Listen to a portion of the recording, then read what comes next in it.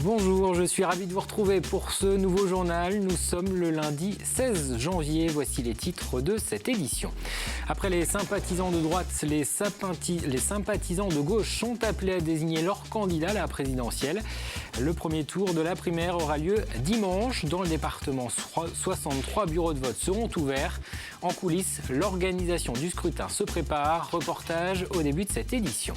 Dans ce journal, nous parlerons également du Vendée Globe. C'est la bataille en tête entre Armelle Lecléache et Alex Thompson. Les deux skippers devraient franchir les lignes d'arrivée jeudi. Derrière, la course continue également. Fabrice Amédéo et Arnaud Boissière ont passé ces dernières heures le Cap Horn. On fera le point dans cette édition. Et quel que soit le vainqueur de cette 8e édition, il sera accueilli par un feu d'artifice. C'est la société vendéenne de Jacques Couturier qui est en charge de préparer ce spectacle pyrotechnique. L'ensemble de la baie des Sables d'Olonne devrait s'embraser pour saluer le vainqueur du Vendée Globe. Comme la droite au mois de novembre, la gauche se prépare donc à désigner son candidat à la présidentielle grâce à une primaire. Le premier tour du scrutin aura lieu dimanche. On le rappelle, 7 candidats sont en lice. Des candidats qui ont pu développer leurs idées et présenter une partie de leurs propositions lors d'un débat télévisé organisé ce dimanche soir. Parmi les sujets abordés, l'Europe, l'accueil des migrants, l'environnement ou encore l'éducation. C'était le 2e débat organisé dans cette campagne. Le 3e aura lieu jeudi soir. Et sur le terrain, le Parti socialiste et ses alliés préparent l'organisation du scrutin de dimanche. La gauche est habituée, elle avait déjà proposé une primaire pour la présidentielle de 2012. En Vendée, 63 bureaux de vote seront ouverts dimanche. Mode d'emploi de cette primaire de la gauche avec Apolline Laurent.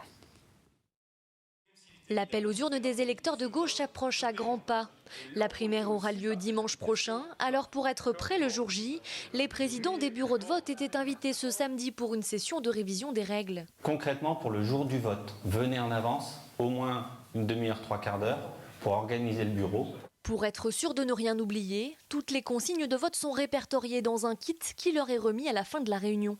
Une manière d'aider les présidents en cas de problème, mais surtout de rassurer. Il y a 5 ans, j'étais déjà dans l'affaire des primaires et on était beaucoup plus inquiets. Mais cette fois, tout le monde a pris des leçons, a renouvelé des choses, et y compris à Solferino, au Parti socialiste. Donc on a des kits très complets, très bien expliqués, avec des guides, et vraiment, moi je me sens très sereine. Alors concrètement, qui peut voter ? Premier point, il faut être inscrit sur les listes électorales de sa commune. Si on est inscrit avant 2015, avant le 31 décembre 2015, vous serez sur la liste d'émargement principale, pas de démarche complémentaire. Par contre, ceux qui se sont inscrits dans l'année 2016, pensez à vous munir de votre attestation d'inscription.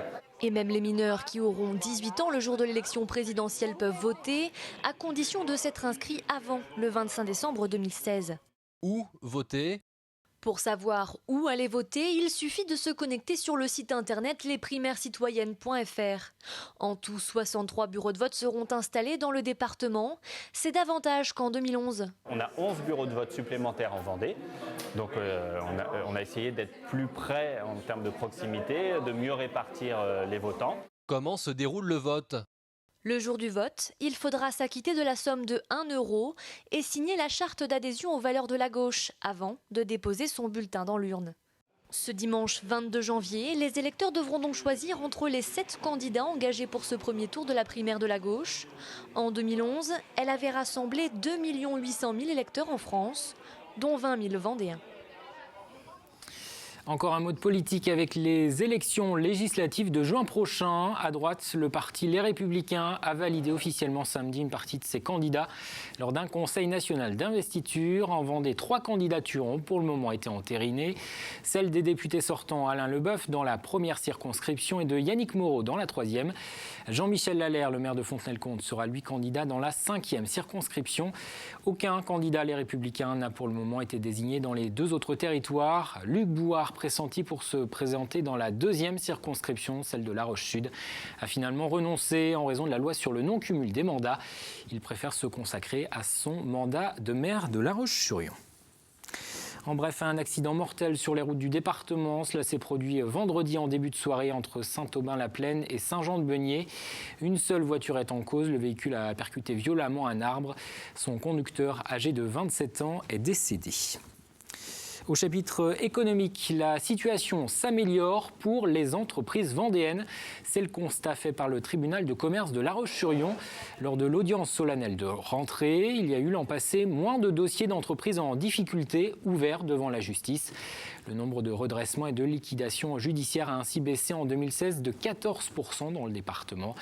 La courbe suit la tendance nationale, comme nous l'explique le président du tribunal de commerce de La Roche-sur-Yon. Au niveau national, je pense qu'on est plus près des 20% de baisse. Nous sommes encore qu'à 14%. Sauf que quand la crise est apparue, au niveau national, ils étaient bien plus en avance que nous. On a toujours en Vendée 1 ou 2 années de décalage. Donc c'est pour ça que je présume que pour 2017, l'économie vendéenne devrait bien mieux se porter. On ouvre à présent une page Vendée Globe. C'est la dernière ligne droite. Après 10 semaines de course, les premiers skippers sont attendus cette semaine au Sables-d'Olonne. Le village est à nouveau ouvert à Port-Olona. Il a accueilli ses premiers visiteurs samedi. Un village arrivé qui permet au public de se replonger dans cette 8e édition avant les premiers retours de skippers. En toute logique, Armel Lecléache et Alex Thompson devraient franchir la ligne d'arrivée jeudi. Le public sera-t-il d'ailleurs au rendez-vous pour les accueillir? Nous avons posé la question dans les allées du village. Je pense être présent, effectivement, ouais. J'ai vu les départs depuis plusieurs années déjà. Ça va dépendre de l'horaire un petit peu, mais oui, on compte bien venir, ça c'est sûr. On va tout faire pour. Après, ça dépendra du temps et du monde et de l'heure aussi. Mais en principe, oui, on devrait être là. Malheureusement, non, le travail fait qu'on ne pourra pas y être. Moi, je bosse, toi peut-être.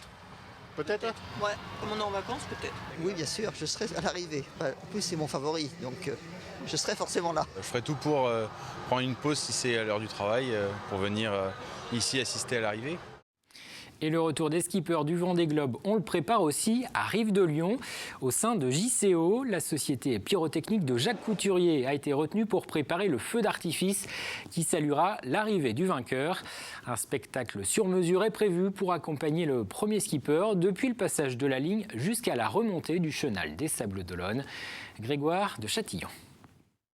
On a bien le support pour mettre les coups de canon. Une semaine de préparation, au moins 3 camionnettes à charger. C'est ce qu'il faut pour embraser le ciel des Sables-d'Olonne pour l'arrivée du vainqueur. Pour la société Jacques Couturier Organisation, réputée dans le monde entier pour ses grands shows pyrotechniques que l'on peut voir sur ces images, l'arrivée du premier bateau devrait donner lieu à quelques beaux bouquets. On a fait vraiment en 5 actes l'arrivée du vainqueur du Vendée Globe. Et là, en l'occurrence, c'est le premier acte quand il va passer la ligne d'arrivée au large. On va envoyer plus de 300 fusées marines dans le ciel. Donc ça va vraiment se voir de très très loin. Ça monte à peu près à 400-500 mètres de hauteur, des signaux maritimes rouges. Et ensuite, une fois qu'il aura vraiment passé la ligne d'arrivée, qu'on entendra la VHF, voilà, top pour l'arrivée du gagnant, on envoie un gros bouquet de 10 secondes avec des bombes jusqu'au calibre 150 mm. Ça, c'est pour nous. Et il y a une caisse à outils pour la tour d'Arundel. Ouais, c'est là-bas. Des bombes dans le ciel sablais qui enflammeront ensuite le chenal pour une haie d'honneur. Donc vraiment une grosse séquence de 5 minutes, bien fournie, et avec du bruit, beaucoup de séquences, beaucoup de détonations, beaucoup de sifflets, beaucoup de couleurs. Et vraiment pour marquer encore une fois voilà, sa rentrée dans le chenal et pour vraiment chauffer les sablets. Et les chariots, on pourra les mettre dans le camion des flammes. Des sablets qui devraient en avoir plein les yeux, tout comme le skipper qui ne devrait plus savoir où donner de la tête, puisqu'une fois arrivé sur terre, à Port-Olona, il sera encore accompagné d'une multitude de feux d'artifice jusqu'au podium. On passe au chiffre Vendée Globe du jour, c'est 536,81. C'est en 1000 la distance qu'a parcouru en 24 heures Alex Thompson et c'est un nouveau record. Le Britannique a avalé presque 1000 km entre ce dimanche et ce lundi matin, soit une vitesse moyenne de 40 km/h. Alex Thompson avait déjà établi mi-novembre un nouveau record des 24 heures en monocoque et en solitaire qui était auparavant détenu par François Gabard. Alex Thompson qui revient donc très vite sur Armel Lecléache.